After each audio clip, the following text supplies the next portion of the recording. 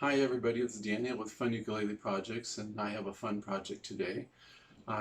This project I did for Jodi from GirlMeetsUke's, and chances are if you're watching this video, you've already seen her video of this particular project, since I only have a few subscribers and she has thousands of subscribers. And what it is I modified the Aklot bamboo ukulele that she reviewed some time ago, and when she reviewed it, there were several issues that she had with it, and I basically agreed with all the different issues she had. And I think I made a video when I received the ukulele explaining what I would be doing, and if I do, I'll play that now. Essentially, what I did was remove all of the shortcomings, and I have the finished product in the case here. And so I'll take that out and I'll walk through the different steps that went into the project. I first did the easiest, and that would be change the strap buttons. Put black strap buttons on it with gold, or actually brass screws. And then when it came to the fret markers, I threw out the idea to Jodi about, instead of using black plastic like was in the bridge, I went with black mother of pearl.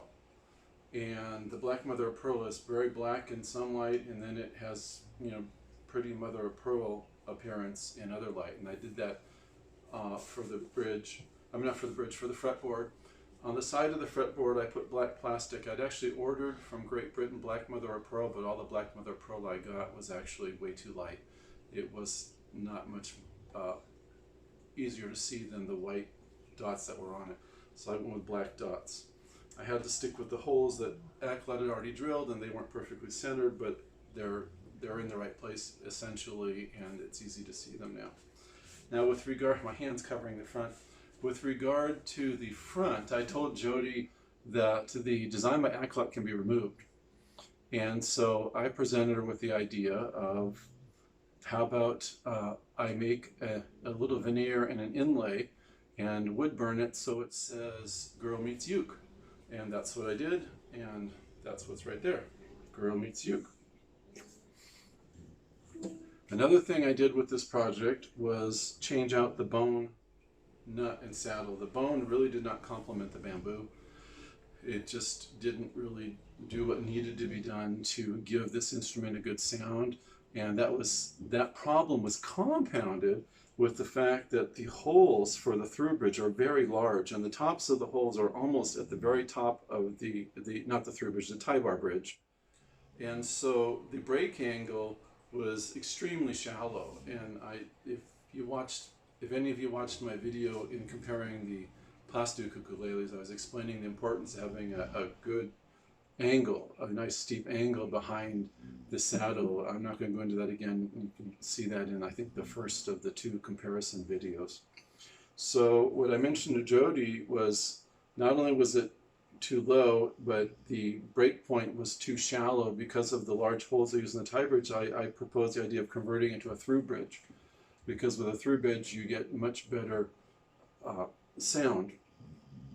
And I personally prefer through bridge or pin bridge setups, particularly an instrument like this. And I don't know if I mentioned this in the other video, but what makes a through bridge work so well isn't that it's transferring vibration through the strings under the soundboard. That's not what happens, because essentially the vibration that makes, hold it right hand to the G string sound, is coming from the nut to the saddle. It's not coming back here.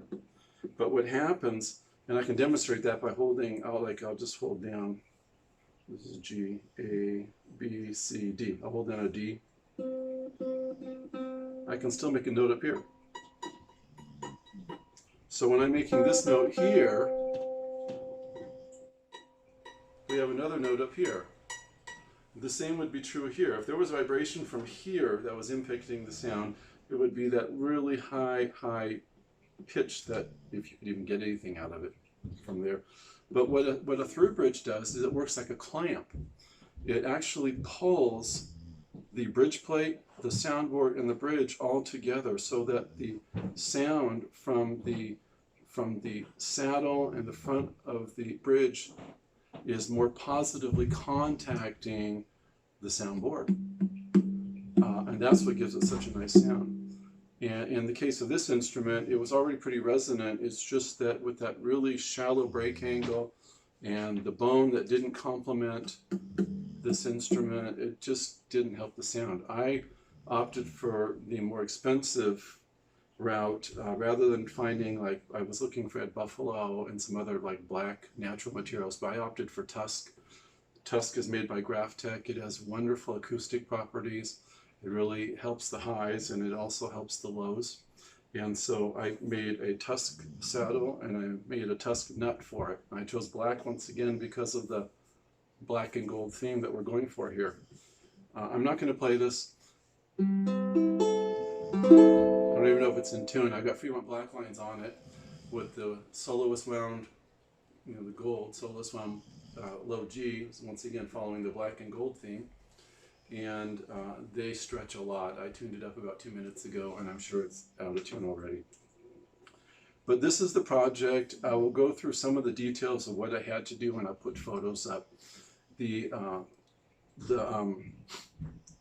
fret markers, it was just a matter of drilling a hole in the center of the plastic fret marker, and if necessary I would have drilled a hole and then got a screw and put a flat head on the tip on the screw, so that it would work like a little screw that would push the fret marker out, but they weren't even glued in. So just the force of the drill popped them out. For the side fret markers, Aklot already had fret markers in place, and they weren't properly placed, but they were far enough off to where I couldn't put new holes in exactly the right spot, so I just had to go with the placing they had. And they were plastic, and they were real small, and so I couldn't, usually I'll use, like if I'm using plastic, say a 1/16 of an inch black or white side fret marker. I went with 2mm here because I used a bit in woodworking, we call it a brad point bit, and what it is it has a tip and then it's got wings that point on it, so like one side of it will look sort of like that, and so the tip could go right into the center of the plastic, and very quickly, before it could veer, these points on the side shaped like this, the points on the side would grab the wood, and that way I could drill straight down using the original holes as the pilot holes. When it came to the GirlMeetsUke, now that was a bit of a tricky proposition, because first I had to make the veneer that would go in place, and I did that using some bamboo flooring, a bamboo flooring board I had from when left over from when I put bamboo floors in my bedroom and our living room, and I had to cut it so that it was just about a 32nd of an inch thick, and I have some photos I'll put up that will show the flooring after it had been cut on my table, so that I had my veneer.